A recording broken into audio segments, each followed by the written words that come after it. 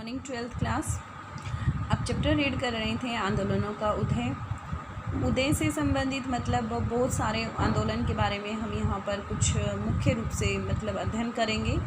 तो यहाँ हमने पढ़ लिया था चिपको आंदोलन से संबंधित। फिर हमने देखा था कि किस तरीके से यहाँ पर दलित पैंथर्स एक ऑर्गेनाइजेशन बनी थी, उसका उदय हुआ था। फिर उसके बाद बात करते हैं आज हम भारतीय किसान यूनियन की। देखिए 70 के दशक से भारतीय समाज में कई तरह के असंतोष पैदा हुए। यहाँ तक कि समाज के जिन तबकों को विकास की प्रक्रिया में कुछ लाभ हुआ था, उन्हें भी सरकार और राजनीतिक के दलों के प्रति नाराजगी थी। 80 के दशक का कृषक संघर्ष इसका एक उदाहरण है, जब अपेक्षाकृत धनी किसानों ने सरकार की नीतियों का विरोध किया था। देखिए जो 70 का दशक था वो एक ऐसा दशक था जिसमें भारतीय समाज में असंतोष फैल गया था। और उसी समय पे यदि मैं बात करूं तो हमारे डेवलपमेंट का जो प्रोसीजर है वो चल रहा था। उसमें हमारा जो मध्यम वर्ग जिनका कुछ विकास भी हुआ था, वो भी सरकार की जो राजनीति थी और जो पार्टियां थी, जो दल थे, उनके प्रति नाराज़गी जता रही थी। ठीक है। और जो 80 के दशक की बात करूं तो वो एक दशक ऐसा था जिसे मैं कृषि संघर्ष का एक उदाहरण कह सकती हूं। और इसके अंदर ज़्यादातर जो सम्मिलित थे सरकार की नीतियों के खिलाफ, वो धनी कृषक ही सम्मिलित थे। अब देखिए भारतीय किसान यूनियन का किस तरीके से उदय हुआ था, उससे संबंधित आज पढ़ लेते हैं। 1988 की जनवरी में उत्तर प्रदेश में एक शहर मेरठ में लगभग 20,000 किसान जमा हुए। देखिए काफ़ी भारी संख्या है। 20,000 किसान एक जगह पर जमा हुए।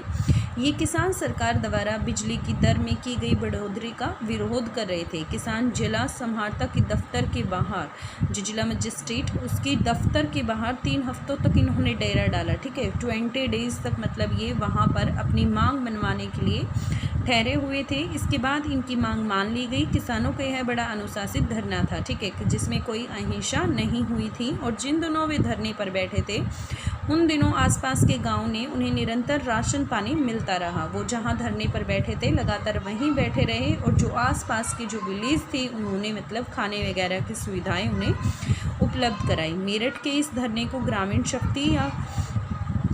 शक्ति का या कहें कि काश्तकारों की शक्ति का एक बड़ा प्रदर्शन माना जाता है। जो आप कह सकते हैं कि जो गांव ने मतलब जो आसपास के विलेज थे, उन्होंने जो इतनी हेल्प की थी, आप उसे ये कह सकते हैं कि वह आसपास के जो ग्रामीण इलाके हैं उनकी वह एक शक्ति ही थी। धरने पर बैठे किसान भारतीय किसान यूनियन, जिसे क्या कहा गया, BKU, बी से भारत, के से किसान, यू से यूनियन के सदस्य थे। BKU पश्चिम उत्तर प्रदेश और हरियाणा के किसानों का एक संगठन है। BKU क्या है, जो पश्चिमी उत्तर प्रदेश है, ठीक है, जो हमसे ही लगता हुआ एरिया है, हरियाणा से ही लगता हुआ एरिया है, और हरियाणा के किसानों का एक क्या है, संगठन है। मैक्सिमम जो कैंडिडेट थे वो इसी के सदस्य थे। यह 80 के दशक के किसानों के आंदोलनों का अग्रणी संगठनों में एक था। तीसरे अध्याय में आपने पढ़ा है कि सरकार ने जब हरित क्रांति आई थी, ठीक है, मैंने आपको पढ़ाया था 1952 से हमारे प्लानिंग कमीशन आ गया था। ठीक है, योजना आयोग आ गया था। योजना आयोग में हमारे विकास से संबंधित तथ्य आए थे, बहुत सारी प्लानिंग्स की गई थी। उस टाइम पे हमारे जो प्राइम मिनिस्टर थे वो जवाहरलाल नेहरू जी थे। तो उस टाइम पे ही हरित क्रांति आई थी, जिसमें गेहूं और चावल की पैदावार पर काफ़ी फोकस किया गया था। और जो इसका जो लाभ था वो ज़्यादातर कौन से राज्यों को मिला था, पंजाब, हरियाणा, यूपी को ही मिला था। तो यहाँ देखेंगे हम तीसरे अध्याय में आपने पढ़ा कि सरकार ने जब हरित क्रांति की नीति अपनाई तो 1960 के दशक के अंतिम सालों में हरियाणा, पंजाब, पश्चिमी उत्तर प्रदेश के किसानों को फ़ायदा होना शुरू हो गया था। इसके बाद सालों से इन इलाकों में गन्ना और गेहूँ मुख्य नकदी फसल बने। देखिए नकदी फसल का मतलब ये है डायरेक्ट जो गवर्नमेंट उसे परचेज़ करने लग रही है। तो यहाँ पर जो फसलें नकदी फसल के रूप में उगाई जाती वो गन्ना और गेहूँ थे। और प्रभावित कौन से राज्य थे, उत्तर प्रदेश का पश्चिमी हिस्सा, हरियाणा और पंजाब। ठीक है, और हरियाणा और पश्चिमी हिस्से को, उत्तर प्रदेश के पश्चिमी हिस्से को ही मिलाकर क्या बनाया गया है, BKU, भारतीय किसान यूनियन की स्थापना की गई है। 1980 के दशक के उत्तरार्ध से भारतीय अर्थव्यवस्था के उदारीकरण के प्रयास हुए और इस क्रम में नकदी फसलों के बाजार का संकट सामना करना पड़ा था। जो उदारीकरण की नीति हुई तो उससे क्या होता है, मार्केट में कंपटीशन आ जाता है। जब कंपटीशन आएगा तो फिर डिमांड क्या हो जाएगी, डिक्रीज़ हो जाएगी। तो ऐसी सिचुएशन में मतलब उनके सामने, जो भारतीय किसान थे, उनके सामने संकट आन पड़ा था। भारतीय किसान यूनियन से गन्ने और गेहूं की सरकारी खरीद मूल्य बढ़ोतरी करने लगी और कृषि उत्पादों के अंतर्राज्यीय आवाजाही पर लगी पाबंदियां हटाने, समुचित दर पर गारंटी शुदा बिजली आपूर्ति कराने। अब देखिए इनकी डिमांड्स किस तरीके से हैं। इनकी डिमांड ये है कि गेहूं के सरकारी खरीद मूल्य में बढ़ोतरी की जाए, गन्ने और गेहूं में जो प्राइसेस हैं उनको इंक्रीज़ किया जाए। सेकंड डिमांड क्या है, जो पाबंदियां लगी हुई हैं उनको हटाने की मांग की गई। थर्ड क्या था कि मतलब समुचित दर पर गारंटी शुदा बिजली आपूर्ति करने, मतलब कम रेट पर इन्हें बिजली की पूर्ति करवाई जाए। किसानों पर जो भी कर्ज बकाया है उसे माफ़ किया जाए। किसानों के लिए पेंशन का प्रावधान भी इन्होंने इसमें सम्मिलित किया गया था। ये इनकी डिमांड थी। किसकी डिमांड थी, भारतीय किसान यूनियन की डिमांड थी, जो लोग धरने के ऊपर बैठे हुए थे। ऐसी मांगें देश के अन्य किसानों ने भी उठाई। महाराष्ट्र के शेतकारी संगठन ने किसानों के आंदोलन को इंडिया की ताकतों के खिलाफ भारत का संग्राम करार दिया। इंडिया की ताकतों के खिलाफ क्या दिया, भारत का संग्राम करार दिया। आप तीसरे अध्याय में यह बात पढ़ चुके हैं कि भारत में अपनाए गए विकास के मॉडल से जुड़े विवादों में कृषि बनाम उद्योग का भी विवाद प्रमुख था। कृषि बनाम मतलब कृषि के साथ किसका विवाद था, वर्सेस किसका था, उद्योग का था। ठीक है, फिर कहते हैं यही विवाद 80 के दशक में एक बार फिर उठा, जब उदारीकरण की आर्थिक नीतियों के कारण कृषि क्षेत्र पर खतरे क्या थे, मंडराने लगे थे। अब बात करते हैं विशेषताओं की। विशेषताएं क्या हैं भाई, यहाँ पर देखते हैं। सरकार पर अपनी मांगों को मनाने के लिए दबाव डालने के क्रम में बीकेयू ने रैली, धरना प्रदर्शन, जेल भरो अभियान का सहारा लिया था। इन कार्रवाइयों में पश्चिमी उत्तर प्रदेश और उसके आसपास के इलाके के गांवों के हजारों हजार किसानों ने भाग लिया। पूरे 80 के दशक भर बीकेयू ने राज्य के अनेक जिलों मुख्यालयों पर इन किसानों की विशाल रैली आयोजित की गई। ठीक है, रैलियां निकाली, इन्होंने धरना प्रदर्शन किया, जेल भरो अभियान चलाया ताकि सरकार पर दबाव डाला जा सके और अपनी मांगें मनवाई जा सकें। देश की राजधानी दिल्ली में भी बीकेयू ने रैली का आयोजन किया था। ठीक है, जो कैपिटल है इंडिया की, वहाँ पर भी बीकेयू ने रैली का आयोजन किया। इस्लामबंदी का एक नया पक्ष यह था कि इसमें किसानों के जातिगत जुड़ाव का इस्तेमाल किया गया था। मतलब क्या है, जो किसान इसमें सम्मिलित हुए थे वो मैक्सिमम एक ही कम्युनिटी से बिलोंग करते थे। ठीक है, इसलिए ये है जो मतलब बीकेयू संगठन बना था, काफ़ी स्ट्रॉन्ग था। और बीकेयू के अधिकांश सदस्य एक ही खास समुदाय के थे। इस संगठन ने जातिगत समुदायों को आर्थिक मसले पर एकजुट करने के लिए जाति पंचायत की जो परंपरागत संस्था का इन्होंने उपयोग किया था। किसी औपचारिक सांगठनिक ढांचे के अभाव, कोई फॉर्मल इनके पास कोई ढांचा नहीं था, उसके बावजूद भी मतलब जो बीकेयू है वो काफ़ी लंबे समय तक कायम रहा, क्योंकि यह संगठन अपने सदस्यों के जातिगत वंशगत संपर्क जाल पर आधारित था। एक ही कम्युनिटी के थे, इसलिए ये काफ़ी समय तक टिके रहे थे। बीकेयू के लिए धनराशि और संसाधन इन्हीं संपर्क तंत्रों से जुटाए जाते थे। जो इसके सदस्य थे वहीं इसके लिए धनराशि जुटाते थे और इन्हीं के सहारे बीकेयू की गतिविधियाँ भी संचालित होती थीं। 1990 के दशक के शुरुआती सालों तक बीकेयू ने अपने को सभी राजनीतिक दलों से दूर कर रखा था। किसी भी पॉलिटिकल पार्टीज़ में ये इन्वॉल्व नहीं थे, इंक्लूडेड नहीं थे, उनसे काफ़ी दूर थे। यह अपने सदस्यों की संख्या बल के दम पर राजनीति में जो इनके सदस्यों की संख्या थी वो काफ़ी थी। ठीक है, जैसे मैंने आपको स्टार्टिंग में बताया कि जब इन्होंने धरना प्रदर्शन किया तो 20,000 आदमी एक जगह पर इकट्ठे हुए थे और सरकार ने इनकी डिमांड्स को भी मान लिया था। तो ये इसमें कहता है कि अपनी संख्या के बल पर इसने राजनीति में एक दबाव की तरह सक्रिय रहा, मतलब प्रेशर डाला गवर्नमेंट के ऊपर। इस संगठन ने राज्यों में मौजूद अन्य किसान संगठनों को साथ लेकर अपनी कुछ मांगे मनवाने में सफलता पाई थी। जो कुछ अन्य संगठन संगठन थे उनको भी इन्होंने अपने साथ सम्मिलित कर लिया था, जिससे सरकार इनकी मांगे मान गई थी। इस अर्थ में किसान आंदोलन 80 के दशक में सबसे ज़्यादा सफल सामाजिक आंदोलन था। यदि हम यहाँ पर देखें तो 80 के दशक में सबसे जो किसान आंदोलन सबसे सक्सेसफुल रहा वो यही था। इन आंदोलनों की सफलता के पीछे इसके सदस्यों के राजनीतिक मोल भाव की समता का हाथ था। क्या हाथ था? जो इनके सदस्य थे उनकी जो राजनीतिक मोल भाव थी उसका हाथ था। यह आंदोलन मुख्य रूप से देश के समृद्ध राज्यों में सक्रिय था। समृद्ध ही राज्य थे हरियाणा, पंजाब, यूपी, और यहीं पर यह ज़्यादा सक्रिय था। खेती को अपनी जीविका का आधार बनाने वाले अधिकांश भारतीय किसानों के विपरीत, देखिए कुछ आदमी ऐसे होते हैं जिनकी खेती जो है वह जीविका का साधन है, और कुछ किसान ऐसे होते हैं जिनके लिए वह ट्रेड व्यापार होता है। ठीक है, तो इसमें जो बीकेयू के अंदर जो सम्मिलित थे वो व्यापार करने वाले किसान सम्मिलित थे। ठीक है, जो जीविका के लिए मतलब खेती कर रहे हैं वो इसमें पूर्ण रूप से सम्मिलित नहीं थे। जैसे संगठनों के सदस्य बाजार के लिए नकदी फसल उपजाते हैं, बीकेयू के समान राज्यों के अन्य किसान संगठनों ने अपने उन सदस्य समुदायों के बीच से बनाए जिनका क्षेत्र चुनावी राजनीति में रसूख था। महाराष्ट्र का शेतकरी संगठन और कर्नाटक का रैयत संघ ऐसे ही किसान संगठनों की जीवंत उदाहरण हैं। अब देखिए यहाँ से हम देख लेते हैं,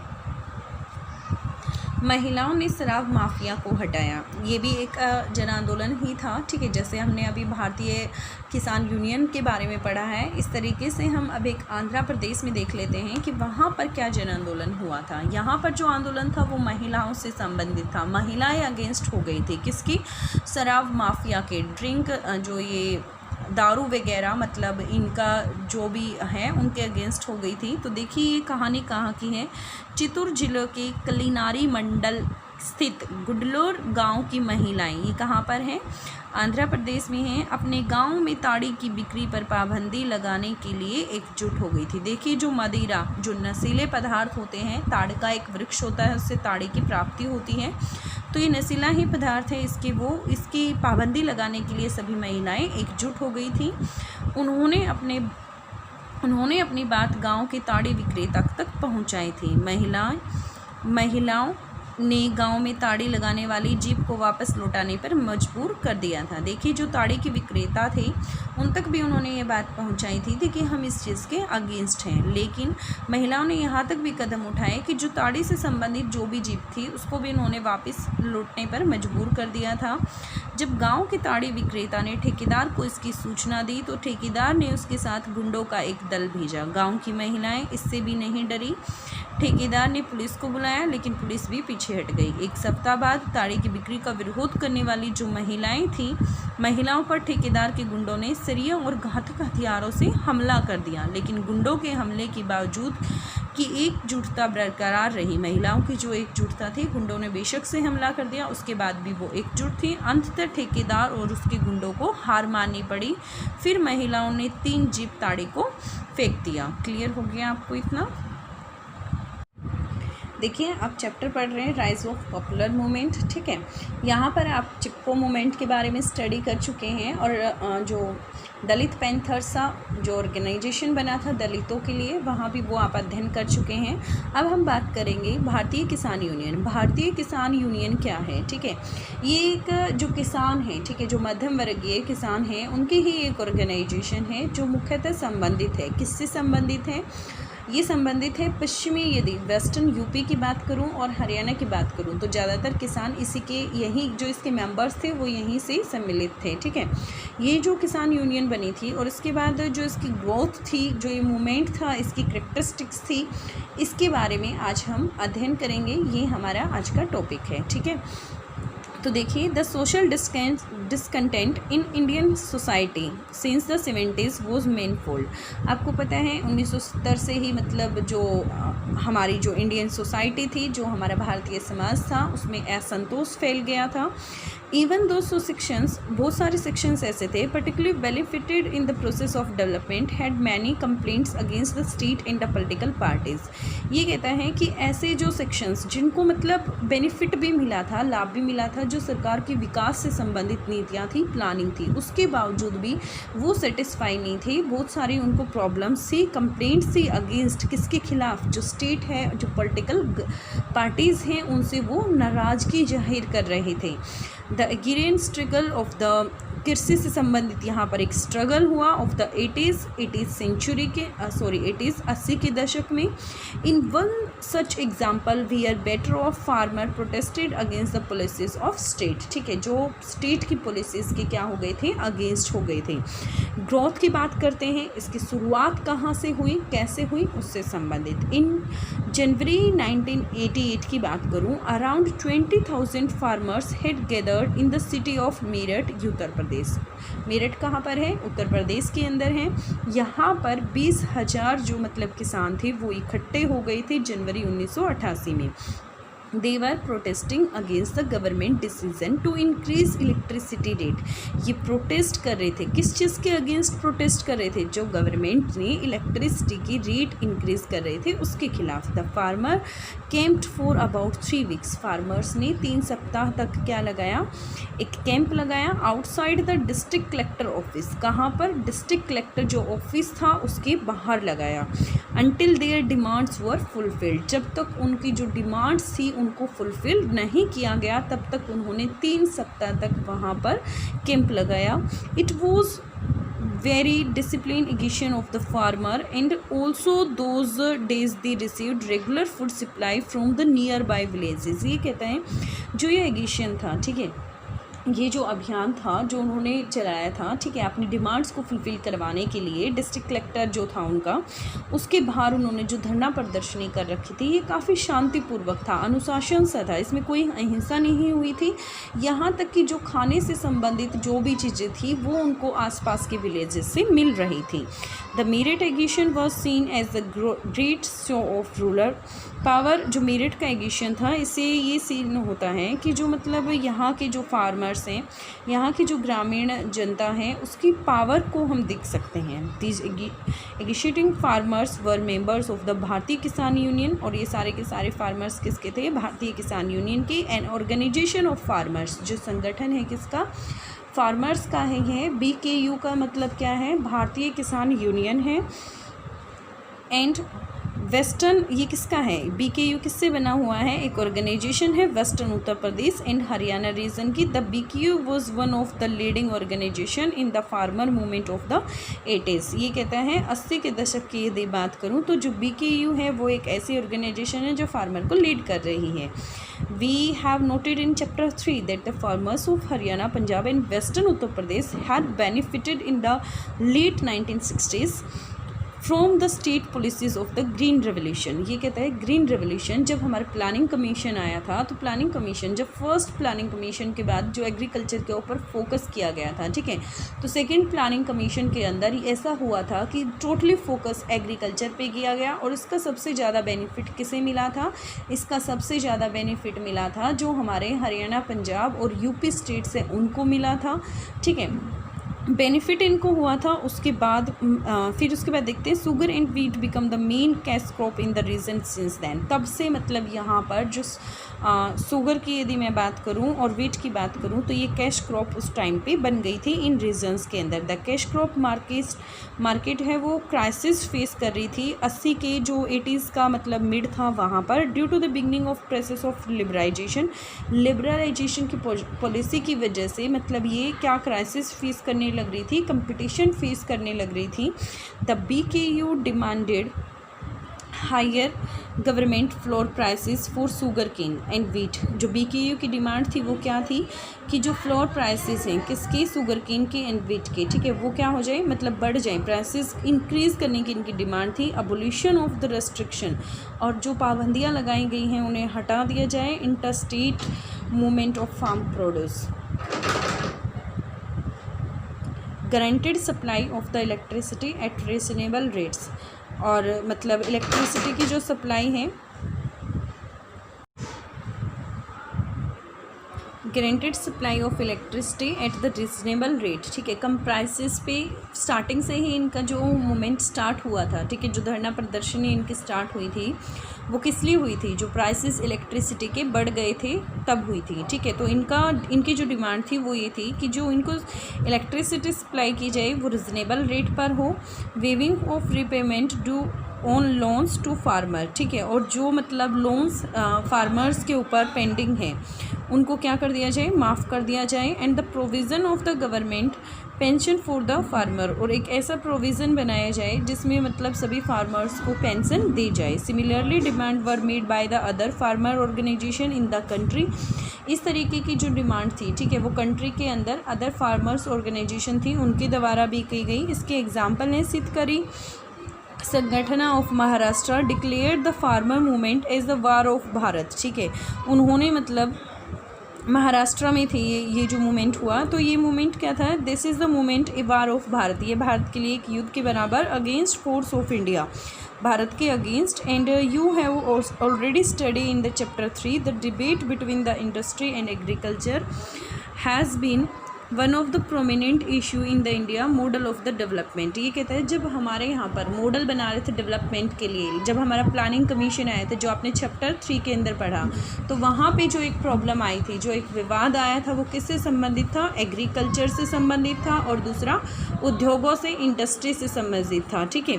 अब देखते हैं करेक्टरिस्टिक्स की बात करते हैं। Activities conducted by the BKU pressurise the state for accepting its demand include rallies, demonstration, sit-ins and jail भरो एगेशन। ये कहता है कि जो एक्टिविटीज़ थी BKU की, इसका काम ये क्या कर रही थी, प्रेशर डाल रही थी गवर्नमेंट के ऊपर, स्टेट के ऊपर, कि उनकी जो मांगे हैं, उनकी जो डिमांड्स हैं, उन्हें फुलफ़िल किया जाए। किस तरीके से, रैली के द्वारा, ठीक है, डिमॉन्स्ट्रेशन धरना प्रदर्शनी के द्वारा, ठीक है, जो प्रदर्शन वगैरह, सिटेंस और जेल भरे अभियान जो इन्होंने छेड़ा था उसके द्वारा। This protest involve tens of the thousand of farmers, ठीक है। ये इसके प्रोटेस्ट के अंदर कम से कम 10,000 किसान इकट्ठा थे, समटाइम्स ओवर 1 लाख, और ये कई बार 1 लाख से भी ज़्यादा हो जाते थे, फ्रॉम द वेरियस विलेजेस, अलग अलग गांव से, इन द वेस्टर्न यूपी में एंड एडजॉइनिंग रीजन, और जो इसके आसपास का रीजन था, क्षेत्र था, वहाँ से। Throughout the decade of 80s की बात करूँ, the BKU organise massive rally of this farmer in many district headquarter of the state and also at the national capital. जो BKU है उसने काफ़ी रैली की इस टाइम पे, जो स्टेट थे उनके मुख्यालयों में, और दूसरा कहाँ पर, जो हमारी इंडिया की कैपिटल है दिल्ली में, वहाँ पर भी इन्होंने एक बड़ी रैली की। Another novel aspect of this mobilisation was the use of caste linkage of the farmer. ये कहते हैं जो ये इतनी सक्सेसफुल मोबिलाइजेशन हुआ था उसका एक सबसे बड़ा रीज़न था, क्या था, कास्ट लिंकेज।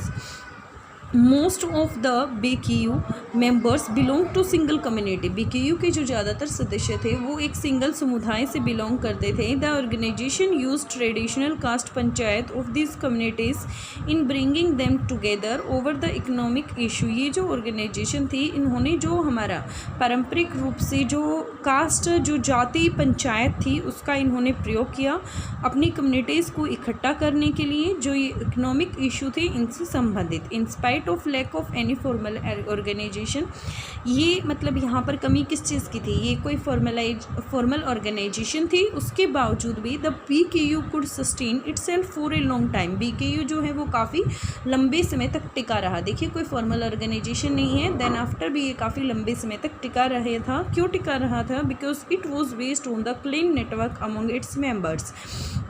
क्लेन नेटवर्क, जो इनकी जाति प्रथा, जाति के आधार पर जो इन्हें इकट्ठा किया गया था, इसकी वजह से टिका रहा था। जो इसके फंड्स थे, रिसोर्सेज थे, और जो एक्टिविटीज़ थी of BKU were mobilised through these networks, और इन्हीं नेटवर्क्स के थ्रू इनकी जो फंड्स वगैरह थे वो एकत्रित किए जाते थे। अनटिल द अर्ली 90s, यदि 1900 आखिर मतलब 90s से के आसपास की बात करें, तो the BKU distance itself from all political parties. BKU ने अपने आप को सभी पॉलिटिकल पार्टीज से दूर रखा। It operated as a pressure group in politics, और ये मतलब एक प्रेशर ग्रुप की तरह रही राजनीति के ऊपर, ठीक है। राजनीति के ऊपर इसने अपना दबाव डाल कर रखा, जैसे दबाव समूह होते हैं वो गवर्नमेंट के ऊपर प्रेशर डालते हैं, उसी तरीके से इसने अपना प्रेशर डालकर रखा। Its strength of seat numbers, the organisation along with the other farmer organisation across the state did manage to get some of their economic demand accepted. और उन्होंने जो ये ऑर्गेनाइजेशन थी इसने अपने साथ जो अन्य ऑर्गेनाइजेशन के जो फार्मर्स थे उनको भी अपने साथ लिया, और इस तरीके से जो स्टेट था इनकी कुछ डिमांड्स को मानने के लिए तैयार हो गया। The farmer movement became one of the most successful social movement of the 80s in this respect. इस तरीके से हम देख सकते हैं कि 80 के दशक में जो सबसे प्रसिद्ध मतलब और जो सबसे सक्सेसफुल मूवमेंट रहा वो यही था, किसानों से संबंधित। And the success of the movement was an outcome of political bargaining. और जो इस मूवमेंट की सक्सेसफुल हुआ ये जो मूवमेंट, उसके आउटकम क्या आई? Political bargaining powers and that members possessed। The movement was active mainly in the prosperous state of the country. ये कहते हैं जो ये मूवमेंट था ये ज़्यादातर मतलब कहाँ पर था? जो प्रॉस्परस, जो समृद्धि से भरे हुए स्टेट थे जैसे कि हरियाणा और Punjab and UP. Unlike most of the Indian farmer who engage in agriculture for subsistence. ये कहते हैं इसके अलावा मतलब जो फार्मर्स अपनी आजीविका के लिए, ठीक है, सब्सिस्टेंस के लिए मतलब एग्रीकल्चर पर निर्भर हैं, वो इसमें सम्मिलित नहीं थे। इसमें कौन से मतलब कौन से फार्मर इंक्लूडेड थे? जो मतलब किसी भी क्रॉप का ट्रेड व्यापार वगैरह करते हैं, ठीक है, वो सारे किसान इसके अंदर सम्मिलित थे। तो ये क्या कहता है? Members of organisation like the BKU grow cash crop for the market. जो मार्केट के लिए नकदी फसलों का उत्पादन करते हैं वो BKU के सदस्य थे। Organization across state recruited their member from the communities that dominated regional electoral particles। और ये कहता है कि BKU की जो फार्मर ऑर्गेनाइजेशन थी अक्रॉस द स्टेट के अंदर उन्होंने रिक्रूट किया अपने मेंबर्स को फ्रॉम द कम्युनिटीज़, अपने समुदाय से, दैट डोमिनेटेड रीजनल, जो डोमिनेट हैं कहाँ पर? उस क्षेत्र के इलेक्ट्रल पॉलिटिक्स के अंदर। फिर कहता है सिद्धकारी संगठन जो महाराष्ट्र का था और रायता सिंघा ऑफ कर्नाटका और example of prominent example of organisation of the farmer. ये एग्जाम्पल्स हैं विभिन्न ऑर्गेनाइजेशंस की, और ऐसी ऑर्गेनाइजेशंस के एग्जाम्पल हैं जो किसानों से संबंधित थे। अब देखिए मैं आपको एक और बता देती हूँ। Liquor mafia take to heels as a women hit back. ये कहता है कि मतलब यहाँ पर एक आंदोलन हुआ जो किससे संबंधित था? दारू वगैरह जो मदिरा पान है उससे संबंधित था, मदिरा माफिया के खिलाफ था, और वुमेन्स ने मतलब वुमेन्स जो थी वो इसके खिलाफ खड़ी हुई थी। The womens of the village, ये कहाँ की बात हो रही है? आंध्र प्रदेश स्टेट की बात हो रही है। तो the women of the village Gundlore in the Kalikiri mandal of the Chittoor district assembled. यहाँ की जो वुमेन्स थी वो इकट्ठा हुई and resolve to put an end और to seal off the arrack in their village. जो उनके वहाँ पर तड़ी, आर्क मतलब आर्क का एक प्लांट होता है, पौधा होता है, पेड़ होता है, ट्री होता है, ठीक है। तो मतलब वहाँ से मतलब एक नशीले कुछ पदार्थ बनता है, तो उस पर वो क्या करना चाहती थी? उसके सेल को बंद करना चाहती थी। They conveyed this resolution to the village arrack vendor. और उन्होंने ये जो मैसेज था ये कन्वे किया किसको? जो आर्क वेंडर था, जो आर्क का विक्रेता था। They turn back the jeep, उन्होंने जीप को वापस भेज दिया। दैट ब्रोक आर्क पैकेट्स, जो आर्क के पैकेट्स लेकर आती थी, into the village. However when the village arrack vendor inform, जो विलेज के आर्क वेंडर ने इन्फॉर्म किया कॉन्ट्रैक्टर को अबाउट दिस, इसके बारे में। The contractor send him gang of a man to help him resume the sales. जो contractor था उसने गुंडों की गैंग भेजी, ठीक है, मतलब एक गैंग भेजी उसने, और किस चीज़ के लिए? ताकि सेल वहाँ पर की जा सके। Women of the village were adamant, लेकिन विलेज की जो वुमेन थी वो अपने निर्णय पर अड़िग थी। एंड अपोज दिस मूव, और उन्होंने इस चीज़ को अपोज किया। The contractor called in the police, contractor ने पुलिस को बुलाया, but even they had to beat a retreat, लेकिन वो फिर भी उस चीज़ से नहीं डरी, और मतलब जो पुलिस थी उसी को पीछे हटना पड़ा। ए वीक लेटर, एक सप्ताह बाद, women who are prevented the sale of arrack, जो मतलब आर्क की सेल को प्रतिबंधित करना चाहती थी, ऐसे womens assaulted by the arrack contractor के द्वारा उन्हें असल्ट किया गया। एंड द गुंडास, जो मतलब गैंग थी, with the iron rod I and the lethal weapons, और उनको काफ़ी जख्मी कर दिया खतरनाक वेपन्स के द्वारा। But when the women resisted this adult unitedly, ऐसा उनके साथ हुआ, उसके बावजूद भी मतलब वो अपने निर्णय पर अडिग थी, एकजुट थी, ठीक है। The hired mafia took to their heels, the womens later destroyed 3 jeeps of full arrack, और इसके बाद उन्होंने 3 मतलब जो जीप फुल थी आर्क की, उसे क्या कर दिया? वुमेन्स ने डिस्ट्रॉय कर दिया। क्लियर हो गया आपको?